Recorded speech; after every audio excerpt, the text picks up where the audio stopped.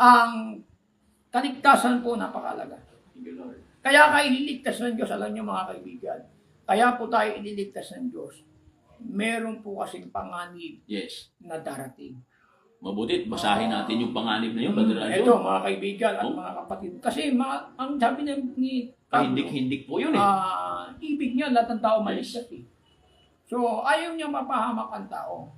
Kasi alam niyo mga kaibigan, napakainit ng apoy. Yes, amen.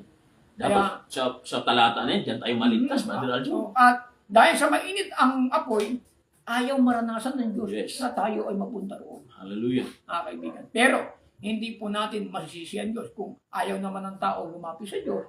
Kung gusto niya sa apoy, wala rin po magagawa ang Diyos, mga kaibigan. Ngayon, ano po ba ang mangyayari pagdating po ng, ito kasi galit ng Diyos dito, Yes, tawag ito mga kaibigan.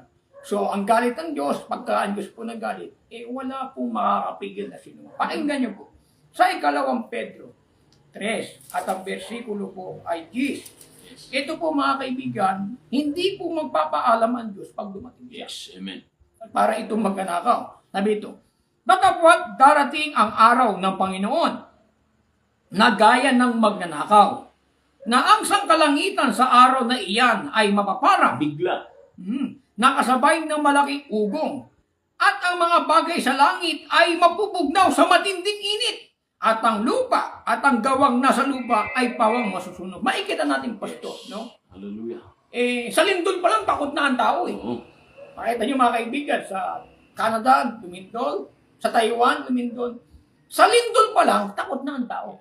Ito mga kaibigan, hindi po ito lindol basta-basta. Yes, amen. Ito po'y magugunaw talaga. Masusubok talaga ang lupa mga kaibigan. Ngayon po, anong klaseng sasakyan ang gagamitin ng mga mayayaman para makaligtas nito? At pagsamasamahin mo na ang bumbero sa buong daigdig. Hindi mapapatay ito, mga kaibigan. Bakit? Kasi ito yung apoy na may asopre. Yes, amen. Kaya ang aming layunin, mga kapatid, hindi kayo para takutin.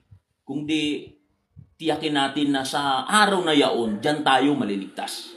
Ang lahat ng mga lugi, lahat ng mga sakripisyo, ibabalik ng Diyos, babayaran niya ng triple doon sa paraiso na yon, mga kapatid. No, ito ang naghihintay sa daigdig na ito. Mga kapatid, hindi na po natin masisisi ang Diyos pagdating ng araw. Alam niyo kung bakit? Inutusan niya noon si Noe, pero bago dumating ang baha, gawa na ang arka.